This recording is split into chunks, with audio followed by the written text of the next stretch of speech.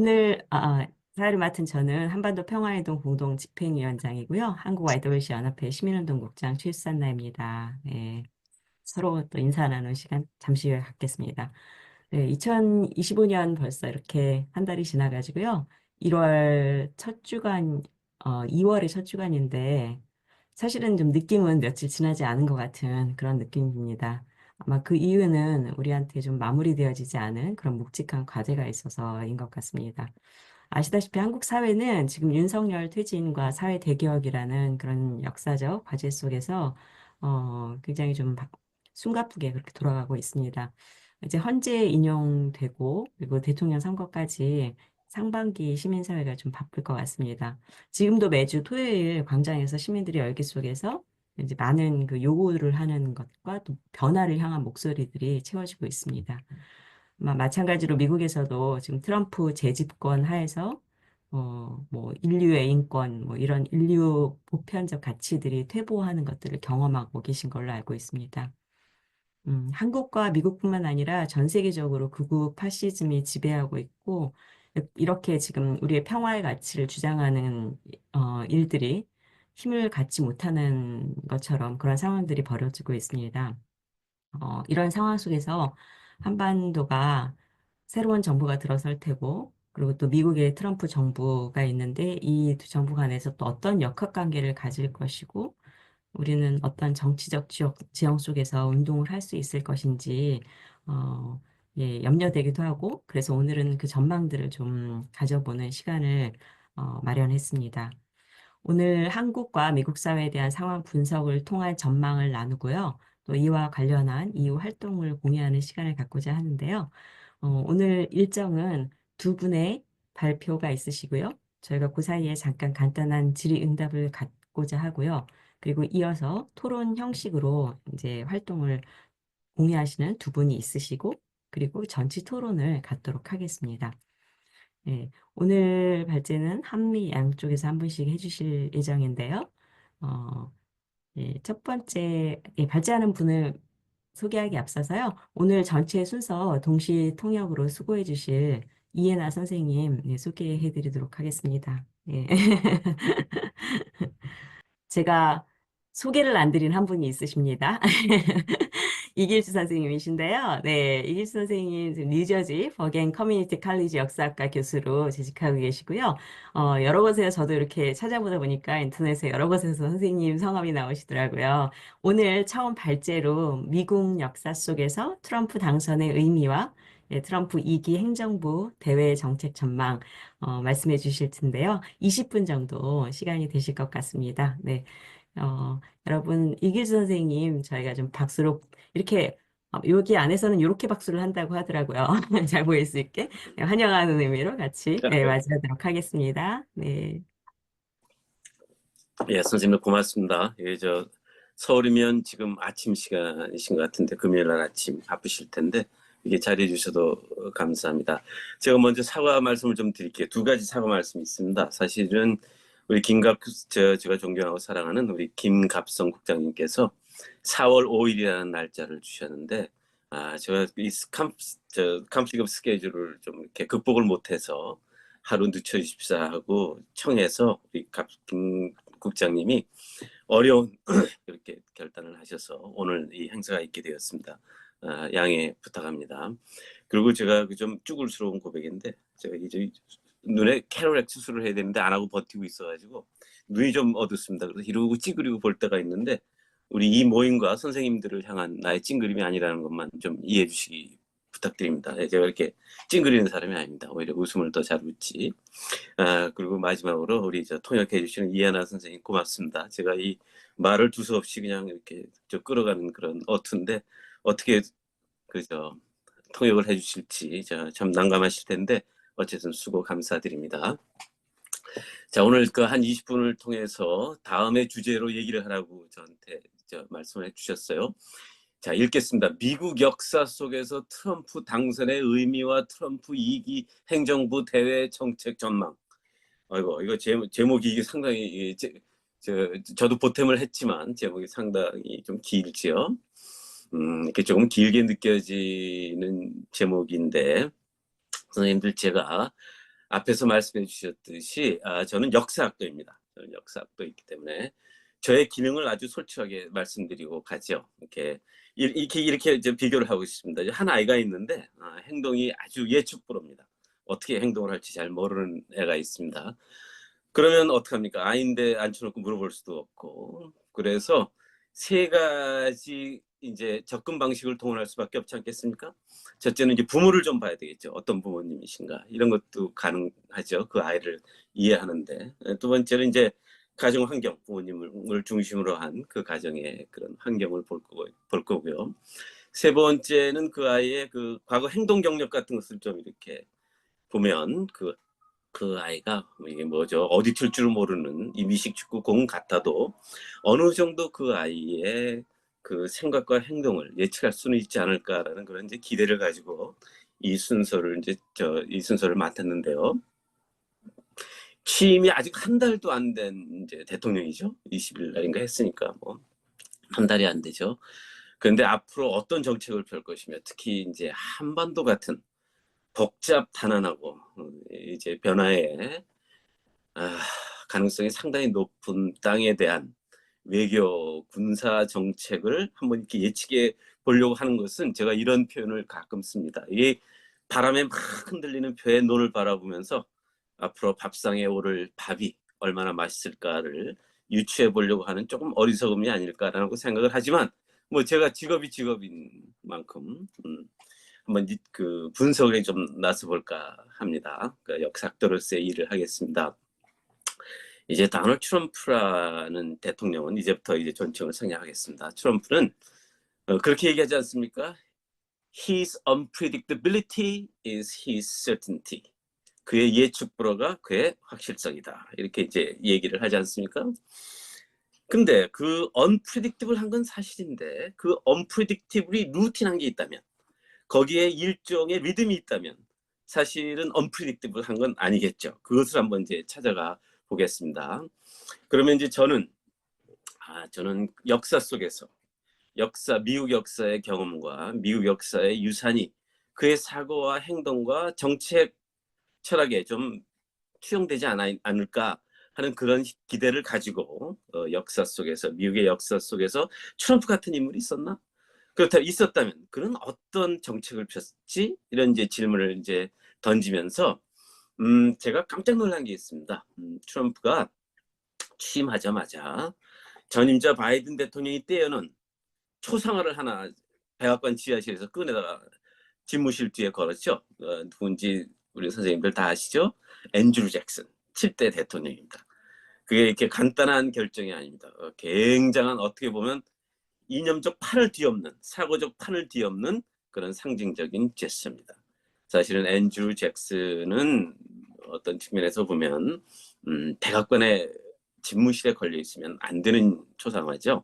왜냐하면 역사적으로 너무 많은 그 아픔, 특히 인종차별주의에 근거한 아주 아픈 역사를 이 땅에 펼쳐서 정말 폭력과 죽음과 눈물과 피를 1930년대 뿌린 그런 당사자인데 왜 하필 그 당사자를 트럼프가 자기 집무실 뒤에 초상을 걸었을까요? 이렇게 얘기를 합니다. 참 앤드류 잭슨 7대 대통령은 참 아이러니컬한 인물입니다. 첫째, 군대 장성이었죠. 별을 단 장성이었고 변호사였고 죽을 때는 100명 이상의 노예를 가지고 있었던 남부의 테네시의 대농장주입니다. 대농장주입니다. 그러니까 어느 면으로 봐도 그를 보통 사람 평범한 사람이라고 보기는 참 어려워요. 그런데 미국 역사 속에서 그를 평범한 시대를 연 대통령이다. 그러니까 평범한 사람들의 시대를 연 대통령이다. 이렇게 말을 해요. 그러니까 굉장히 아이러니 아닙니까? 마가의 아이러니가 그렇지 않습니까? 억만장자가 보통 사람들, 요즘은 그런 표현들을 많이 쓰지 않습니까? 글로벌리제이션 이후에 새로운 소외계층을 대변한 보통 사람들의 대통령이다. 뭐 이렇게들 얘기를 하는데 그 아이러니는 사실은 앤드류 잭슨의 거의 포로카피입니다. 거의 이 지락스 카피라고 보시면 될 것 같습니다. 자, 앤드류 잭슨에 대해서 너무 길게 얘기하고 싶지 않고요. 앤드류 잭슨은 아시다시피 1830년부터 한 20년까지 지속된 원주민 강제 이주 정책을 위반한 사람입니다. 그래서 오클라호마 쪽에, 그러니까 미국의 동남부 쪽에 평안히 잘 정착해서 살고 있는 원주민들을 10만 명을 미시시피 저쪽으로, 동쪽으로, 죄송합니다, 서쪽으로. 그래서 제가 우리 학생들한테 강의할 때 이런 표현을 씁니다. 듣보막이다, 이런 표현을 쓰는데, 그게 뭐냐면 듣도 보도 못한 막된 땅으로 멀쩡하게 사는 사람들을 다 내몰았죠. 그래서 그 길, 한 5천 마일이 됩니다. 그 걸어서 가게 했죠. 그 5천 마일의 길을 Trail of Tears, 눈물의 길이라고 지금도 부르고 있었는데, 자, 얼마나 반인륜적인 행위입니까? 디테일을 보면은요, 디테일을 보니까 테스트모니, 증언들을 가만히 보면은 뭐 한 가족이 멀쩡히 자고 있는데 부인들이 와서 자 일어나, 그리고 가자. 그리고 우리 그런 표현 있지 않습니까? 네가 살아온 모든 과거의 유산들을 백 하나에 담아서 가자. 그래가지고 걷게 했어요. 그래서 한 10%가 죽었죠. 한 10,000명에서 한 16,000이 죽었다고 하는데 10만을 강제 이주시키는데 10,000명이 죽었다는 것은 굉장한 겁니다. 10명에 하나가 죽었다는 건 엄청난 역사의 폭거죠. 그런데 자, 이렇게 한 이유가 뭘까요? 이렇게 한 이유가, 이런 그 역사의 폭거를 자신 있게 역사의 업적으로 인정할 만큼 그렇게 무지막지한 그 사고 속에는 뭐가 있지 않을까, 이렇게 생각이 되는데 있었습니다. 있었습니다. 그게 영어로 표현한다면 여기서 제가 말을 만들어서 White First입니다. America First와 같은 맥락입니다. White First. 제가 읽어드릴게요. 1830년에 의회에 합법성을 가져야 되니까. 이게 국가 정책화 되려면 입법화가 돼야 되지 않습니까? 그래서 의회에 제출한 법안을 요청하는 요청서에 이런 얘기가 나옵니다. 이거 이제 구글 트랜슬레이트에서 한 겁니다. 제가 한 건 아니고. 읽겠습니다. 정부의 보호와 좋은 조언, 안내라는 뜻이겠죠. 영향을 통해 야만적인 습관을 벗어던지고 흥미롭고 문명화되고 기독교적인 공동체를 이루도록 한다. 그게 당위성이었습니다. 당위성이었습니다. 자, 그러고 나서 이제 땅을 빼앗지 않겠습니까? 땅을 이제 빼앗은 다음에 그 땅에 대해서는 이런 말을 남겼습니다. 우리의 젊은 세대는 신체적, 정신적 제약 없이 활동하면서 이 새로운 공간에서, 원주민에게 빼앗은 이 공간에서 인간의 힘과 능력을 가장 완벽하게 개발할 수 있습니다. 그게 당위성이었어요. 멀쩡히 살아있는 집단을 10%를 죽여가면서 몰아서 그 땅을 오케이, 예, 그 땅을 어떻게 했을 거냐. 백인들의 우월성이 펼쳐지는 공간을 위해서 그런 엄청난 일을 한 겁니다. 그러니까 여기에는 이념이라고 표현할 게 없습니다. 이념이라고 표현을 하려면요, 이념은, 아이디올로지는 rationality, reasoning 이런 것들이 들어가지 않습니까? 합리적이고, 네? 합리적이고 어떻게 보면 일정 과학적인 분석에 의한 그런 사고 체계를 이념이라고 부르는데, 이것은 이념의 거꾸로에 있는 가슴에 부글부글 끓는 증오심과 그러니까 인종우월주의가 합쳐진 그런 행동이었죠. 이번에 트럼프의 취임사에도 약간 비슷한 얘기가 나오지 않나 싶네요. 읽겠습니다. 우리의 최우선 순위는 자랑스럽고 번영하며 자유로운 국가를 만드는 것입니다. 미국은 곧 그 어느 때보다 더 위대하고 더 강하고 훨씬 더 예외적이라는 건 이제 exceptional, 뛰어난, 그렇죠? 그런 나라와 민족이 될 것입니다. 이렇게 얘기를 했어요. 그러니까 제가 전 대학교에서 있으니까 학생들이 저한테 이렇게 가끔 그 두려운 마음을 이렇게 누리면서 옵니다. 혹시 아이스가 우리 학교 옵니까? 뭐 이런 질문도 하고요. 혹시 디텐션 앤 디포테이션에 피해를 입을까봐 걱정도 하고, 이런 것들에, 이런 엄청나게 우리의 가슴을 찢는 그런 정책에 대해서 엄청난 당위성을 가지고 있어요. 뭐 특별한 이념이 있는 것은 아니고 굉장히 간단한, 어떻게 보면 감정적인 그런 정책 합리화가 있지 않습니까? To make America great again. To make America great again. 미국을 다시 위대하게 만들기 위해서는 엄청난 눈물과 피가 들어가도 그것이 역사의 당위라고 본 앤드류 잭슨과 트럼프는 아주 거의 같은 역사의 평행성을 달리고 있지 않나. 저는 역사학도로 그렇게 보기 때문에 약간 앞으로 4년 동안의 트럼프 행정부의 정책에 대해서 우려를 안 가지고 있을 수가 없죠. 자, 이제 그 트럼프 정부의 외교 정책을 좀 분석을 하려면 하나의 질문을 하고 넘어가야 됩니다. 하나의 질문을 하고 넘어가야 됩니다. 그의 정책의 근간이 되는 그의 사고 체계는 무엇일까? 이것을 한번 이제 돌아본다면 많은 언론들이 또 많은 평론가들이 트럼프는 고립주의자다 이렇게 표현해요. 아이솔레이셔니스트다. 근데 사실은 상당한 오해입니다. 트럼프는 아이솔레이셔니스트가 아닙니다. 트럼프는 어떻게 보면 극적인 extreme interventionist죠. 근데 우리는 자꾸 어떨 때는 우리나라 표현이 좀 잘못된데 일부는 트럼프가 America first, America first 자꾸 하니까 미국 안에 그의 모든 정책적 비전이 거기에 꽂혀 있다고 생각을 하는데 사실은 그렇지 않습니다. 자, 우리가 아이솔레이션이라는 개념을 고립주의자라는 개념을 먼저 파악하고 가죠. 저 이번에도 역시 저는 이제 역사적 컨텍스트, 역사적 배경을 2025년으로 가져옴으로써 과거의 역사의 경험과 유산을 통해서 그의 뇌 구조 속으로 좀 한번 들어가 보려고 애를 쓰고 있습니다. 성공할런지는 모르겠지만, 자, 미국의 고립주의라고 하는 것의 창시자는 조지 워싱턴입니다. 그 유명한 고별사, 이제 대통령 임기를 마치고 가면서 하는 대통령의 고별사에서 정확히 얘기하죠. 거리를 두거라. 국가가 거리를 두어야 한다. 다른 나라와 거리를 두어야 한다. 자, 읽습니다. 왜 우리 미국 자신의 것을 버리고 남의 땅에 서야 합니까? 왜 우리의 운명을 유럽의 지역적 운명과 엮어서 우리의 평화와 번영을 유럽의 야망, 경쟁, 이해관계, 또 유머라는 표현을 썼는데 이거는 이제 무드, 기분 이런 거죠. 그러니까 좀 약간의 기분적인 것 또는 변덕이 초라하는 고난에 얽매이게 합니까? 그러니까 남의 일에 끼어들지 말라는 거예요. 남의 일에 이득이 없으면 이거는 거의 트럼피즘입니다. 생기는 게 없으면 남의 일에 끼어들지 말라는 거예요. 남의 일에 끼어드는 데 있어서 근간이 되는 도덕적 가치를 내세우지 말라는 얘기예요. 국가가 행동을 할 때 도덕적 가치를 내세우면은 국가의 정책이 이념화가 되죠. 그러지 말고 이념에 휩쓸리지 말고 탈이념을 해라.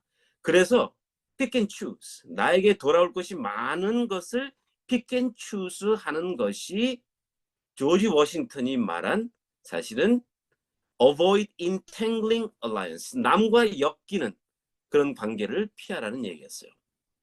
그것을 가만히 트럼프의 그 정책 페이퍼들을 정책 위반서를 가만히 들여다보면 그게 그대로 녹아 있어요. 자, 그러면 개입을 하지 말라는 얘기가 아니라 개입을 하되 어떨 때는 엄청나게 개입을 하죠. 전쟁도 할 수 있어요. 그런데 뭐가 생길 것을 미리 생각하라는 거예요. 뭐가 생길 것을. 다널드 트럼프가 말입니다. 다널드 트럼프를 이해하시기 위해서 엄청나게 비싼 책 사지 마세요. 이거 1987년에 나온 이거 아닙니까? 또 Out of the Deal. 이건 뭐 싸구려입니다. 2분 3분이면 삽니다. 여기 많이 녹아 있습니다. 이미 1987년에 그가 어떤 정책을 펼 것인가는 이 조금 좀 이렇게 허술한 책 속에 다 들어 있습니다. 그러니까 무엇을 생각할 것을 미리 예측하지 못하는 사람은 지도자가 아니다 이런 얘기들을 막 하죠. 그러니까 이득과 소득을 챙기지 않고 가치로 우리 미국이 이제까지 몇백 년 동안 유지해온 역사적 가치와 유산 따위의 말을 하지 말라는 거예요. 워싱턴도 그랬어요. 사실은요. 자, 읽습니다. 미국의 상업 정책은 오늘 제가 넣은 단어입니다. 국가적으로 평등하고 공평해야 합니다. 배타적인 호의나 특혜를 추구하거나 허용해서는 안 됩니다. 나를 페이버할 것도 없고, 남을 페이버할 것도 없고, 돈 놓고 돈 먹기를 하자는 겁니다. 그것이 미국이 살아가는 방식이다. 이런 얘기를 이미 워싱턴이 18세기 말에 대통령직을 떠나면서 다 해 놓았습니다. 자, 더 구체적으로는 국가는 무엇을 할 것이냐. 국가는 가치를 선양하는 그런 엔티티가 아닙니다. 존재가 아닙니다. In order to give a, 영어로 좀 읽고 한번 우리말로 가겠습니다. A stable course to define the rights of our merchants and to enable the government to support them. 장사꾼 지키기 위해서 국가는 존재한다는 것이 워싱턴의 첫 번째 일성이었습니다. 그러니까 국가는 이념 속에 몰입되면 엄청난 희생을 감수할 수밖에 없습니다. 자, 이념의 토대 위에서 국가 정책을 펼친 대표적인 인물은 프랭클린 델라노 루스벨트죠. 그리고 한국 전쟁도 사실은 이념의 전쟁 아닙니까? 이념의 전쟁.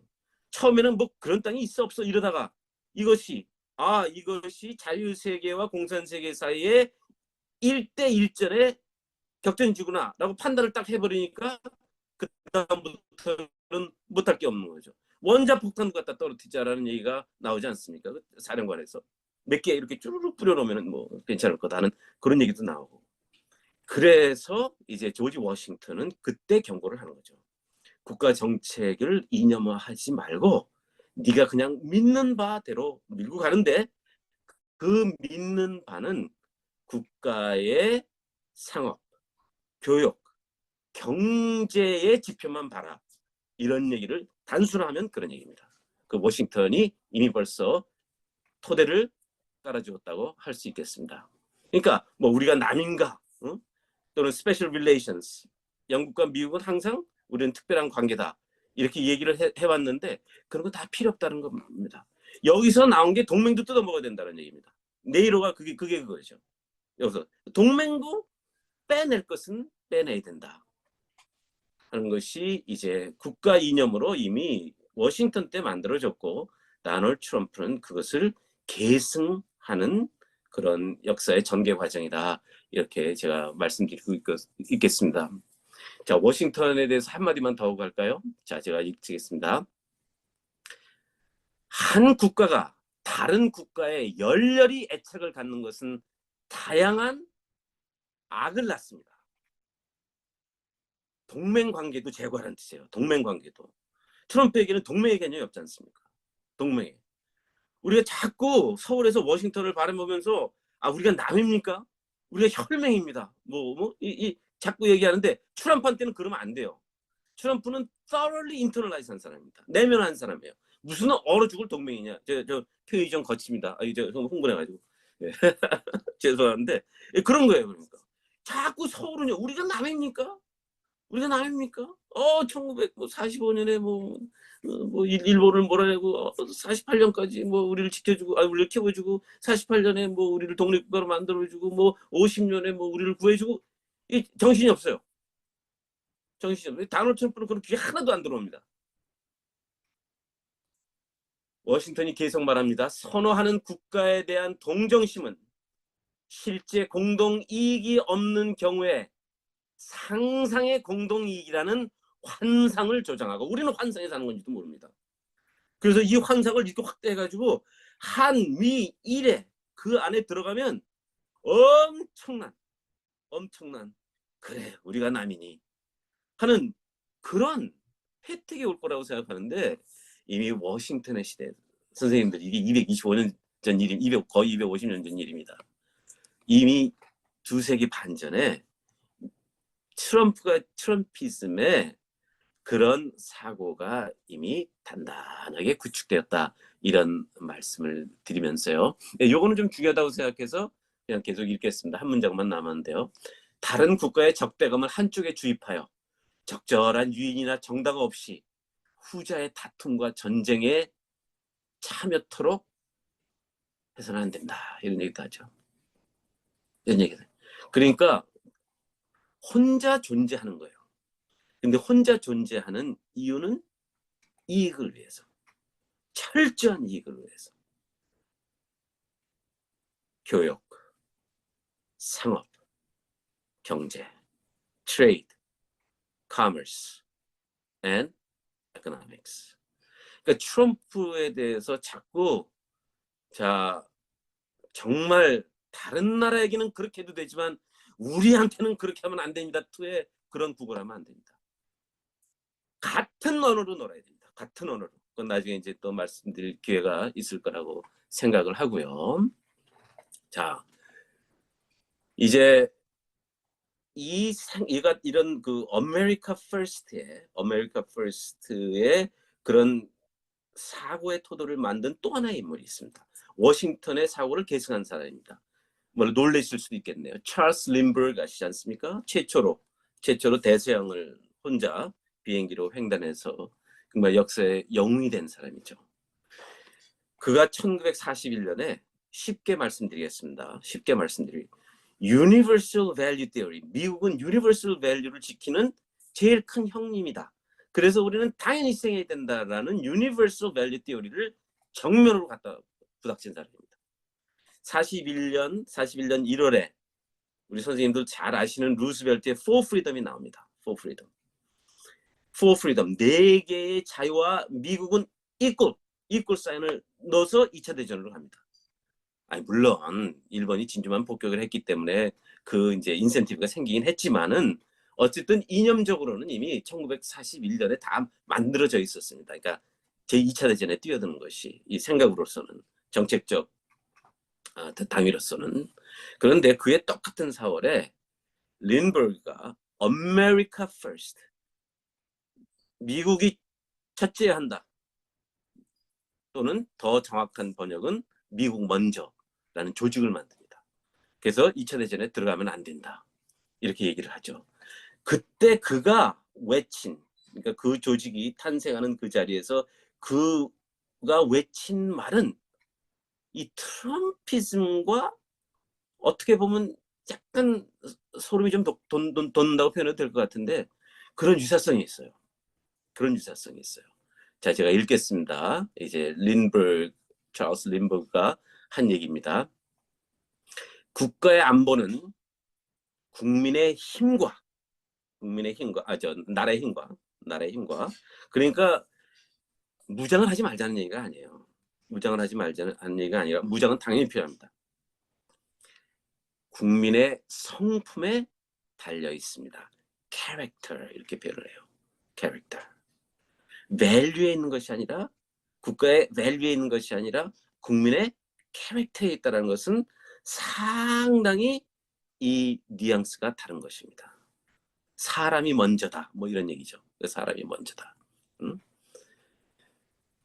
안보를 위해 어떤 조합에, 그러니까 어떤 연맹, 동맹 이런 거죠. 조합의 외부 세력의 어떠한 공격으로부터 방어하기에 충분한 군대는 유지해야 합니다. 아니, 트럼프가 디밀리터라이징 리더라고 생각하면 굉장히 심각한 잘못된 시각이죠. 뭐 밀리터리제이션에 뭐 굉장한 지금 아주 뭐 기세등등합니다. 밀리터라이즈 굉장히 할 겁니다. 자, 그런데 하지만 독립적인 미국의 운명에 대한 믿음을 요구합니다. 이런 얘기예요. Believe in America. With the military strength, we will conquer world. 이런 얘기를 하는 거죠. 그러니까 끼어들지 마라. 끼어들 때는 끼어들어야죠. 지금 이게 가사에 끼어드는 수준은 이건 정말 인공청소라고도 표현하지 않습니까? 끼어들 때는 그렇게 무지막지하게 끼어들 겁니다. 하지만은 그 정책의 저변에는, 맨 밑에는 이런 생각들을 가지고 있는 것이죠. 독립적인 미국. 그러니까 아메리카 온리가 되어버리는 거죠. 아메리카 퍼스트가 아니라 죄송합니다. 네, 아메리카 온리. 아메리카 온리. 그래서 자꾸 아메리카 퍼스트 그런데 저는 이걸 좀 바꾸고 싶습니다. 아메리카 온리. 자, 이렇게 해서 지금 도널드 트럼프는 미국의 앞으로 정책을 이제 확 바꿀 것입니다. 마지막으로 제가 여기서 우리가 나중에 좀 토의가 있을 수도 있을 거라고 생각을 하는데, 선생님 나중에 뭐 우리 이런 트럼프이즘이 우리 한반도 특히 북미 관계에 어떤 영향을 가져올 것인가, 이런 것은 제가 조금 비상적이라면 나중에 토의 시간에 할 수 있는 기회가 있을 수도 있겠다 싶은데, 선생님 그거 아시죠? 선생님 그거 아시죠? 진짜인지 아닌지는 모르지만 도널드 트럼프가 미국의 가치를 선양하기 위해서, 또는 미국의 자유라는 가치를 세계적 가치로 만들기 위해서, 지키기 위해서 들어간 전쟁에서 전사한 사람들을 향해서 losers and suckers라는 표현을 썼다고 합니다. 저런 쪼다들, 저 등신, 이런 얘기 아닙니까? 그것을 문장으로 풀어보면 이거예요. 세상에 universal value가 어디 있니? 왜 미국이 universal value의 디펜더가 돼야 하니? 그것을 하자고 죽은 너희들은 어떻게 보면 속은, 나라에 속은 바보들과 쪼다지니 하는 얘기를 하는 것이죠. 자, 그래서 이제 제가 정리를 하겠습니다. 앞으로 4년 동안의 트럼프의 외교 정책은 순수한 이익, 특히 교역, 그다음에 커머스, 무역, 또는 뭡니까, 그다음에 에코노믹스를 위해서 펼쳐갈 건데, 필요에 따라서는 엄청난 군사화, 밀리터리제이션, 군사 개입, 그리고 엄청난 폭력의 사용도 가능한 인물입니다. 그러나 반대편에서는 미국의 이 달러 이익을 위해서는 누구와도, 어떤 나라와도 유니버설 밸류라는 틀을 벗어나서 딜할 수 있는 사람이다, 이렇게 생각하고 있다는 것을 말씀드리면서, 좀 제가 시간을 좀 길게 끌었습니다. 양해 구하고, 자, 이 정도로 하겠습니다. 고맙습니다. 아, 네, 선생님 너무 감사합니다. 제가 사실은 시간이 이렇게 지나는 줄 모르고 굉장히 재밌게 잘 들었습니다. 예, 저도 그랬습니다. 저도 제 목소리에 네. 감동받아가지고 계속 떠들었습니다. 죄송합니다. 네. 또 그 미국 역사를 이렇게 쭉 들려주시면서 하니까 훨씬 더 저희도 이해도 되고, 네. 또 그렇게 트럼프를 분석해 주시니까 어떤 면에서는 좀 정신이 바짝 차려지는 것 같은 그런 시간이었던 것 같습니다. 밑에 뒤에 부분에 북미 관계에 대해서 얘기 못 해주신 부분은 아까 말씀하신 것처럼 토론 시간에 조금 더 이야기들을 이어나가면 좋겠습니다. 네. 네. 네, 또 감동을 받았는데요, 저희가. 그래도 이제 두 번째 발제로 넘어가도록 하겠습니다. 두 번째 발표해 주실 분은, 한반도 평화행동 공동집행위원장이시고요. 시민평화포럼 운영위원장으로, 네, 한국 상황에서 굉장히 열심히 또 활동해 주시는 이태호 선생님이십니다. 예, 오늘 제목은 윤석열 대통령의 내란과 탄핵, 상황과 전망, 이렇게 잡고 해주시겠습니다. 이태호 선생님, 저희 반가운 마음 표시로 이렇게 손을 반짝반짝 해드릴까요? 네, 반갑습니다.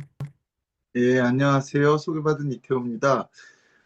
제가 지금 사실은 셀폰으로 접속해가지고 화면 공유나 이 슬라이드를 넘기는 걸 제가 잘 못할 것 같아요. 그래서 호스트께 좀 부탁드리면서 발제를 이어가겠습니다. 제가 부탁받은 내용은 이제 한국의 탄핵 사태와 관련된 겁니다. 그래서 이 탄핵 이후의 상황과 전망에 대해서 말씀드리겠습니다. 저는 지금 한반도 평화행동 공동집행위원장이고요.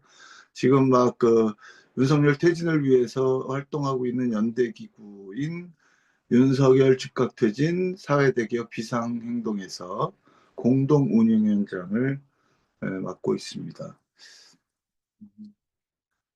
그 다음 슬라이드 부탁드릴게요.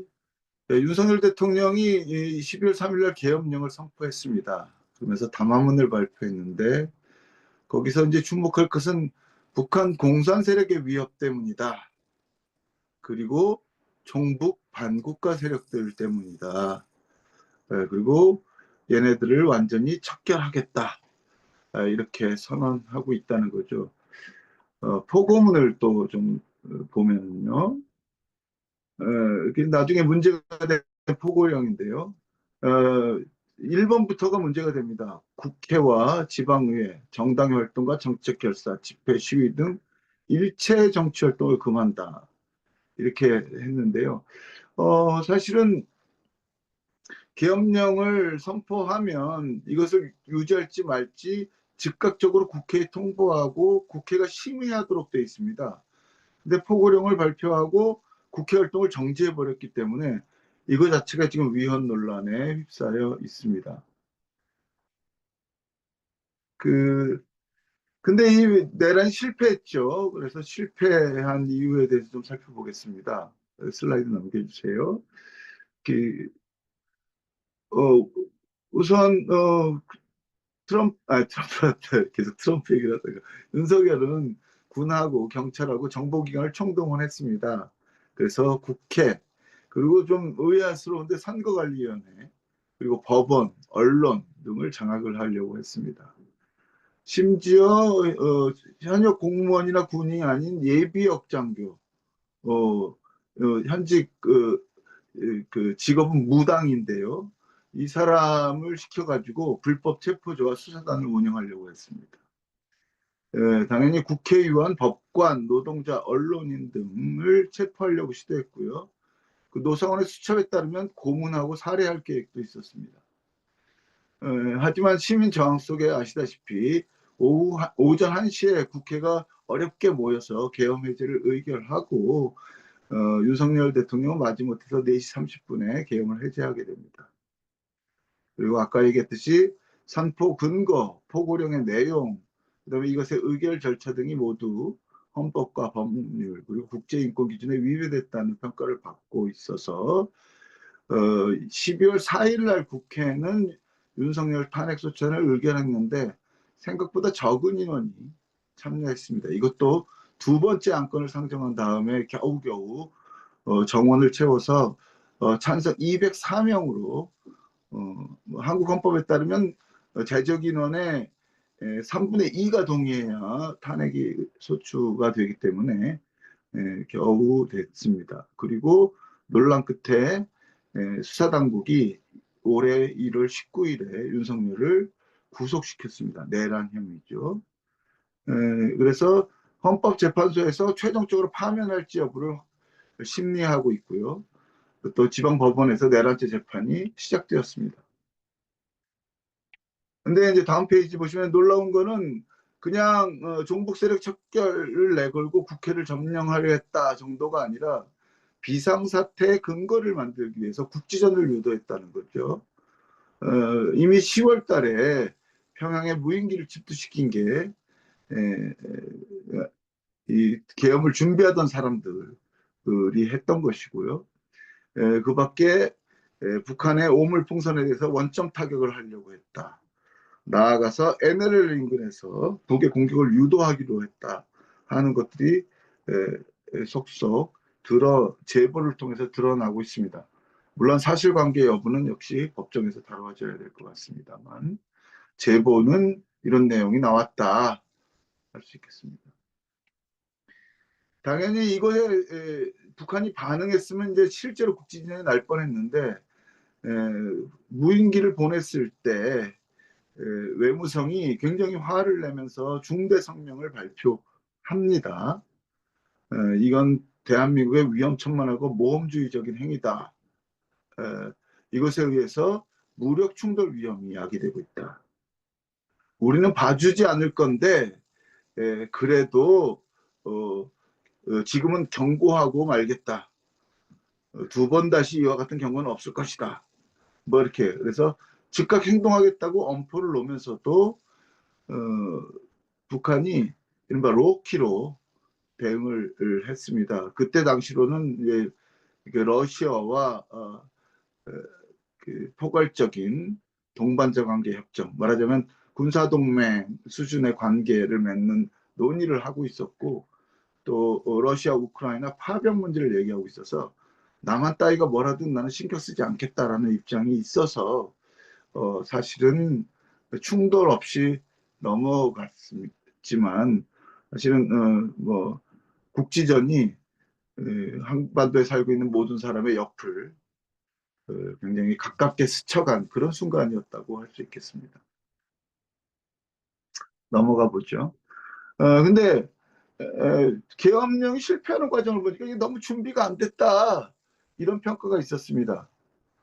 근데 이 계엄 실패 과정을 조사하면 조사할수록 이게 굉장히 오래 전부터 치밀하게 준비했다 하는 흔적이 발견되고 있습니다. 이게 실패한 것은 준비가 안 됐기 때문이 아니라 명령 계통에서 거기에 참가할 수밖에 없었던 군인이나 경찰이나 공무원들이 체계적으로 그리고 각 명령 계통 단계별로 조금씩 비협조해서 결국 망하게 된 거다. 그리고 계엄에 대해서 우리나라에서 이런 건 있어서는 안 되고 있을 수도 없다라고 믿었던 시민들과 SNS의 덕이 컸다. 무엇보다도 작년에 서울의 봄이라는 영화가 엄청 흥행했습니다. 1,000만 명이 봤는데요. 이게 이제 1980년 계엄령을 다루고 있어서 청년 세대들이 이거에 대해서 너무 잘 알고 있었다는 면도 적용했습니다. 근데 이제 실패 이후에 윤석열 대통령이 계속 버티고 있죠. 심지어 탄핵 수사 이런 게 모두 불법이고 법원이 발부한 체포영장과 구속영장도 불법이라고 주장하고 국회 탄핵소추나 헌법재판소의 재판 자체 그 진행 과정 자체가 불법이라고 주장하고 있습니다. 계엄은냐 국민 계몽을 위해서 했다. 너무 종북 세력들이 설치고 있기 때문에 계몽을 위한 계엄이라는 굉장히 황당한 신조어를 만들어냈고요. 또 사람들이 놀라고 있는 게 부정선거 증거 찾으려고 했던 거다. 그것만 찾으면 어차피 계엄을 해제하려고 했다. 이런 주장을 해서 이 사람이 부정선거라고 하는 환상에 빠져 있었구나. 이걸 또 확인시켜주고 있습니다. 근데 이제 어쨌든 탄핵이 됐기 때문에 권한대행이 임명됐는데요. 이게 또 문제입니다. 계엄령은 어쨌든 형식적으로도 국무회의를 거쳐야 공표될 수 있기 때문에 국무회의를 형식적으로 했어요. 그 국무위원들이 여기 참여했습니다. 이 국무위원들이 계엄령 선포에 동의했는가? 또 이 국무회의가 적법하게 개최되고 의결되었는가가 지금 논란이 되고 있습니다. 하지만 어쨌든 국무위원들은 조사 대상이자 피의자죠. 수사 대상인데 1차 권한대행이었던 한덕수 국무총리는 피의자 신분으로 이제 권한대행직을 맡았는데 헌법재판관 후보를 임명하라고 국회에서 의결했는데 그 거부권을 행사해버렸어요. 그리고 이 사건 조사를 위한 특검 임명 법안에도 거부권을 행사해가지고 국회가 탄핵을 해버렸습니다. 두 번째 권한대행인 부총리, 지금 최상목 부총리인데요. 역시 특검법에 대해서는 또 거부권을 행사했어요. 하지만 헌법재판관에 대해서는 더 이상 명분이 없었기 때문에 국회가 실제로 의결한 3명 중에 2명을 임명했는데 한 명은 좀 진보적인 색채가 강한 분이었는데 논란이 있다는 이유로 아직까지 유보를 하고 있습니다. 사실상 거부를 하고 있는 거죠. 그래서 또 국회의장이 아니 이거 국회에서 다 의결한 거고 임명 절차는 형식적인 절차인데 마치 무슨 대통령 권한대행이 상당한 권한이 있는 것처럼 거부권을 행사한 것은 위헌이다. 국회의 권한을 침해했다. 그래서 헌법재판소에 역시 문제를 제기해서 헌재가 아마 2월 초에 중에 이거에 대해서 판단할 예정인데 지금으로는 정부가 잘못했다라고 판결할 것으로 예상되고 있습니다. 근데 또 이제 정부 여당의 태도도 문제인데요. 정부 여당이 예전에 박근혜 탄핵 때는 사실은 박근혜 정부의 실정에 공감하면서 탄핵에 상당수가 동참했는데 이번에는 아주 소수만 동참했을 뿐 아니라 당 전체로서는 대통령의 계엄을 옹호하는 굉장히 극우적인 입장으로 전환되고 있다는 겁니다. 그래서 애초에 그 윤석열 대통령이 탄핵으로 했던 근거, 부정선거라든가 반국가 세력이 국회를 탈취했다라든가 하는 거는 극우 사회단체나 유튜버들만 얘기하고 있었어요. 근데 이걸 이제 윤석열이 계엄령 선포의 근거로 삼았고, 그러니까 계엄 선포 직후에는 여당 대표인 한동훈이 이거 말이 안 된다, 이 계엄령은 무효다라고 조기에 선언해 버렸습니다. 사실 계엄이 좌절된 데는 여당 대표가 가장 먼저 이거에 반대를 했어요. 야당보다 먼저 반대했거든요. 반대하면서 공무원들이나 국가기구 종사자들한테 내가 뭔가 잘못된 일에 휘말리고 있거다는 신호를 줬기 때문이기도 했습니다. 그리고 한동훈 대표 지지의원들은 당연하게도 계엄령 해제 의결에 동참했는데요. 근데 그 뒤에는 이제 한동훈이 고립되면서 지지의원 일부만 탄핵에 동참했고, 여당의 다수는 대통령의 극우 행보를 지지하는 입장을 취하고 있습니다. 그래서 이게 그냥 당리당략을 위한 정도가 아니라 극우의 집권 여당이 포획되고 있는 거 아니냐 하는 평가를 얻고 있습니다. 그럼 이제 대통령도 적법 절차에 대해서 버티고 있고 자기가 한 악행을 옹호하고 있고, 집권 여당도 사실은 뭐가 잘못됐냐 이러고 있고, 그러니까 이게 잘못된 신호를 주는 거죠. 그래서 여당을 지지하는 극우적 사람들이 행동화되고 있습니다. 그게 이제 미국에서 의회 난입한 거와 마찬가지로 법원에 윤석열 지지자들이 난입해가지고 기물을 부수고 법관 폭행을 시도했죠. 당시 현장에 여당 국회의원들도 있었습니다. 그다음에 윤석열 측 변호인도 있었는데요. 구속영장이 불법이라고 계속 주장하면서 지지자들을 자극한 거죠. 당연히 이제 그 많은 보수 윤석열 지지자들이 부정선거 검증을 위한 계엄인데 왜 문제냐, 부정선거 빨리 진상규명해야 된다, 트럼프가 이걸 도와달라 청원까지 하고 있어요. 지금 좀 놀라운 얘기인데, 게다가 윤석열은 포고문에서는 북한 위협 얘기했지만 자기 계엄을 정당화하는 과정에서 중국의 스파이 행위를 부각시키고 있어가지고 사실 근거는 없습니다. 전혀. 외교 갈등으로까지 비화되고 있고, 이 사실 국내에서 일어나는 정치적 내전이 실제로 냉전적으로 발전하고 있고요. 여기다가 이제 여성에 대한 혐오까지 동원해서 신남성연대가 조직적으로 개입해서 이른바 정화활동이라고 하는 온라인에서 모두가 달라붙어가지고 댓글 공작을 하는 작업을 함께 하고 있습니다. 그럼 이게 정치적으로는 어떤 양상을 보이고 있냐 보면요. 사실은 계엄령 선포 이전에도 대통령 지지율은 최악이어서 이미 그 김건희 여사와의 비리 문제로 탄핵 얘기가 나오고 있었습니다.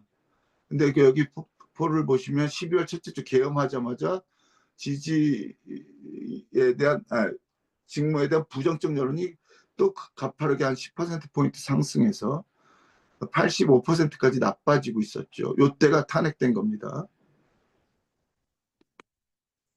죄송합니다.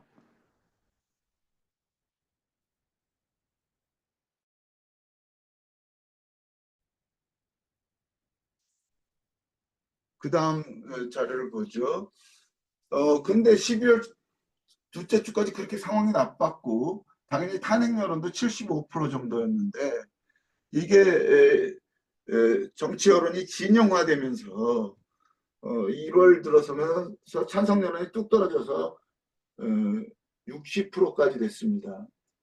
특히 구속영장이 오르냐 그르냐 할 때는 57%까지 찬성 여론이 떨어졌다가 구속되면서 안정화된 게 지금 60% 정도로 되고 있다고 보시면 될 것 같습니다. 정당 지지도를 보죠. 당연히 탄핵된 때는 굉장히 민주당 지지율도 높아지는 것 같아 보였고 국민의힘 지지율이 낮아졌죠. 사실 이 지지율이 낮아지는 것 때문에 이쪽이 하여간 모여야 산다, 뭉쳐야 산다라는 식으로 돼서 대통령의 적극 동조하고 가짜 뉴스를 옹호하면서 놀랍게도 정당 지지율이 올라가다가 이것도 역시 대통령이 구속된 다음에 예, 좀 안정화되면서 조금 낮아지고 있지만 또 민주당 지지율은 생각보다 올라가지 않는 모습도 보이고 있습니다. 이거 잘 안 보실 수도 있는데요. 장내 정치 지도자 지지도인데요. 어, 야당의 이재명 지지도가 좀처럼 오르지 않는다. 가장 높을 때도 37%였고요. 지금 1월 달에 들어선 30% 수준으로 안정화되어 있습니다. 물론 대선 예비 후보자의 지지율로는 1위지만 그렇게 높은 수치는 아니다. 이게 지금 민주당 쪽의 고민입니다. 자, 그러면 이런 상황을 조금 더 이전 탄핵 상황과 비교해서 살펴보겠습니다. 박근혜 탄핵 때는요, 탄핵 찬성 비율, 국민 여론이죠. 그리고 국회에서 실제로 탄핵 소추에 찬성한 의석 비율, 그리고 탄핵 후 대선에서 후 집권 여당 외에 다른 정당 후보들이 얻은 득표율, 말하자면 일종의 탄핵 연합 세력들이 얻은 득표율이 75%에서 80%로 전체적으로 싱크로율이 높습니다. 광장과 국회와 선거가 동일하게 나온다는 거죠. 그것은 일종의 무언의 탄핵 연합이 형성됐기 때문이었고요. 광장에 나오는 이들도 진보만이 아니었습니다. 보수도 함께 참여했었어요. 근데 이번 내란 국면에서는 탄핵 찬성 비율도 객관적으로 낮을 뿐만 아니라 국회 탄핵 소추 찬성 의석 비율하고 이게 싱크로율이 잘 안 맞습니다. 그리고 낮고요. 정당 지지와는 더더욱 연동되지 않는 특징을 보이고 있습니다. 이것은 어쨌든 탄핵 정치 연합이나 이런 것들이 구축되지 않았거나 미흡한 상황을 보여주고 있습니다. 광장도 진보적인 성향, 또 민주당 지지자들이 참여하고 있고 10에서 30대까지 여성이 상당히 많이 나오는 것이 중심축을 이루고 있습니다. 이것은 시민사회의 진영화를 보여주고 있다고 봅니다. 그 다음 페이지인데요.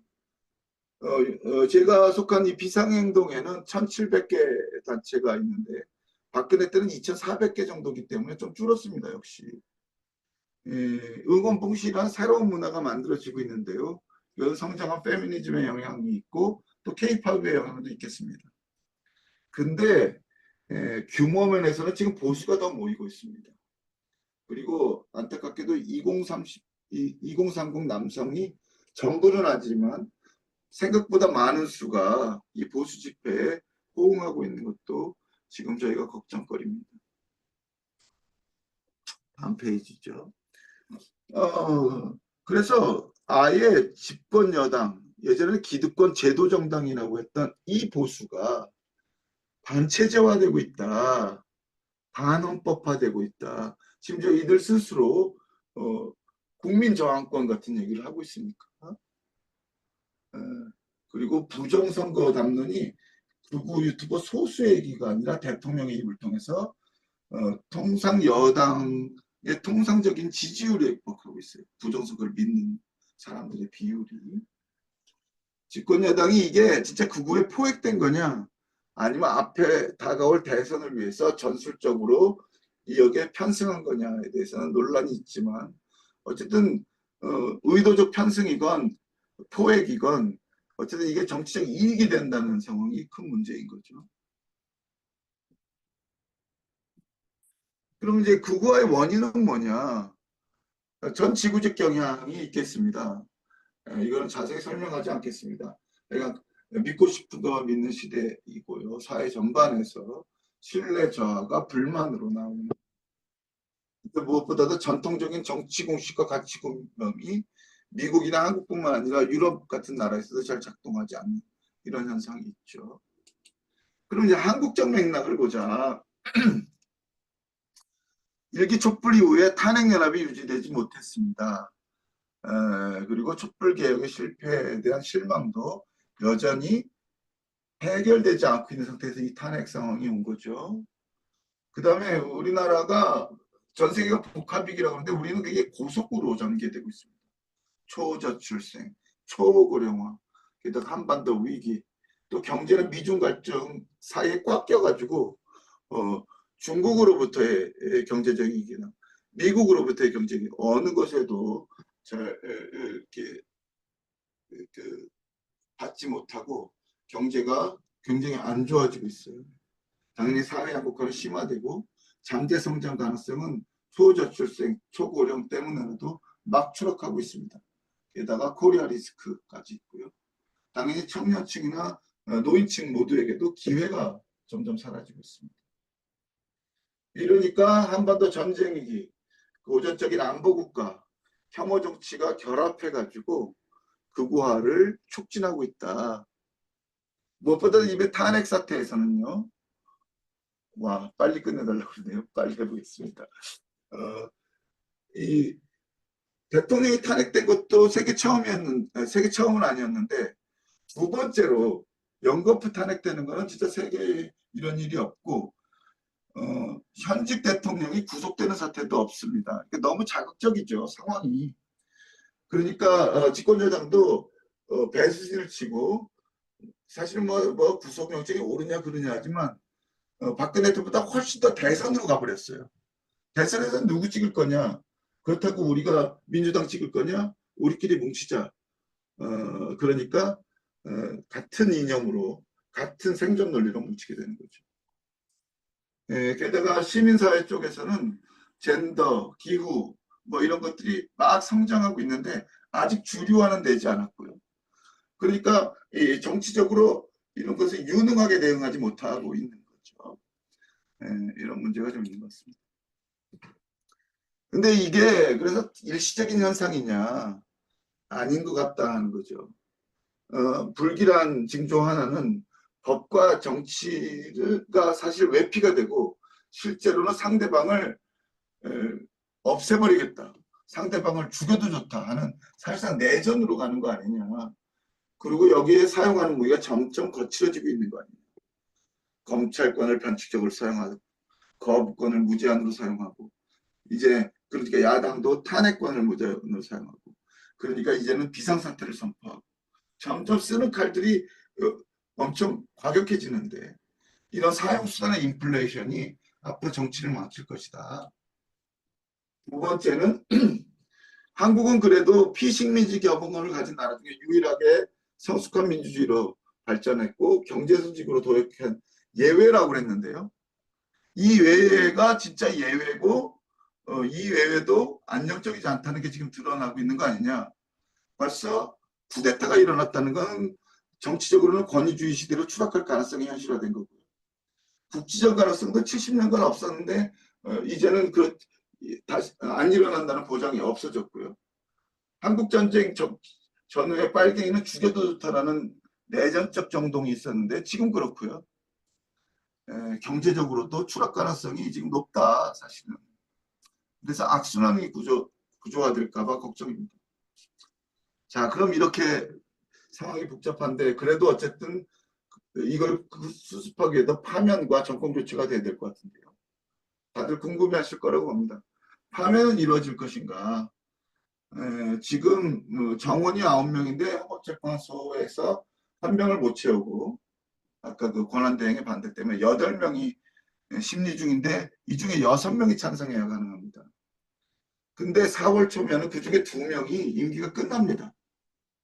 아마도 3월 안에 판단이 날 것 같은데 여당과 보수지사는 이걸 지연시키려고 하고 있습니다. 하지만 파면이 부결될 경우에 혼란을 모두가 우려하고 있기 때문에 아마도 현재로서는 파면 가능성이 높다고 보는데 문제는 그걸로 하겠습니다. 정권 교체가 이루어질까는 조금 더 사실 허들이 높아졌는데요. 하나는 이재명 대표의 선거법 재판이 변수, 이것도 3월 초에 나오게 됩니다. 많은 사람들이 선거법 위반을 무죄가 항소심에서는 무죄가 나올 것이고 나오더라도 대통령에 출마할 수 있는 벌금 100만 원 이하로 나올 거라고 기대하고 있지만 또 이것도 역시 확실하지 않습니다. 예, 그리고 민주당이 지금 성장한 페미니즘이나 노동운동에서 불화를 빚고 있고요. 예, 그리고 정권 교체 이후에 뭐 잘 될 것이냐라고 하는 불신이 또 많이 있어서 그게 민주당과 이재명의 지지율이 안 오르는 이유가 되고 있습니다. 윤석열에게는 또 다른 스트롱맨이 아니냐 이런 비판도 있고요. 그래서 앞으로 탄핵연합이 정권교체연합으로 계속 유지되고 지속될 것인가가 포인트라고 할 수 있겠습니다. 근데 이러자면 탄핵연합을 유지하고 정권교체연합을 유지하기 위해서 민주당이 좀 더 포용력을 가지고 다른 정치 세력에 또 껴안아야 되는데 우리나라에 있는 이 두 강한 지도자들은 피해의식에 쩔어 있다는 거죠. 윤석열은 자기는 집권했는데 한 번도 여당으로서 마음껏 정책을 못 펴봤다. 야당이 사사건건 발목을 잡았다는 피해의식 때문에 이번에 계엄령도 선포했죠. 근데 반대 이재명 대표도 나는 대선 이후로 너무 현 정부로부터 탄압만 받아왔다. 공격받았고 심지어 테러까지 받아왔다. 그러니까 생존 논리가 너무 강해가지고 지금 대선에서 영향력을 가진 스윙 보터들에게는 두 모두가 피해의식에 쩔어 있고 기득권자고 나는 저 사람들 좀 심판하고 싶어 이런 느낌이 든다는 거죠. 자, 근데 가까스로 정권 교체를 하더라도 아까의 정치적인 양극화 때문에 보수는 아마 탄핵에 불복종한 것과 마찬가지로 대선 결과에 불복종할 거고요. 그리고 이재명이 갖고 있는 사법 리스크 때문에 계속해서 탄핵 논란이 이어질 가능성이 높습니다. 그래서 이 탄핵연합의 유지와 확장이 정권교체, 선거연합 정도가 아니라 정권교체에 비해 더 절실한데요. 사실 문재인 정부는 이걸 관리하지 못했습니다. 그래가지고 5년 만에 탄핵연합이 반문재인 연합으로 안철수까지 저쪽으로 가는 바람에 윤석열 같은 어처구니 없는 사람이 어부지리를 얻게 되었거든요. 그래서 정권교체 이후에 민주회복, 평화회복, 사회개혁의 질 이런 게 되게 중요한데요. 이게 전체적으로 개혁과제죠. 근데 개혁과제만큼 더 중요한 것이 통합과 협치를 어떻게 할 것이냐 하는 문제입니다. 마지막으로 정권교체 시의 한반도 전망에 대해서 죄송합니다. 지금 목이 안 좋았어요. 이제 민주당 정책을 기준으로 보았습니다. 물론 우리가 더 노력해서 이걸 좀 더 개선시킬 수 있을 것 같은데요. 현재 민주당이 내놓은 정책으로 보면 국지전 위험은 줄어들 가능성이 있습니다. 전단 살포나 심리전을 중단할 가능성이 높기 때문이죠. 근데 예전에 바이든이 그랬던 것처럼 윤석열 정부가 깔아놓은 안보 정책은 그냥 가져갈 가능성이 높습니다. 핵기반 동맹 같은 걸 유지하겠죠.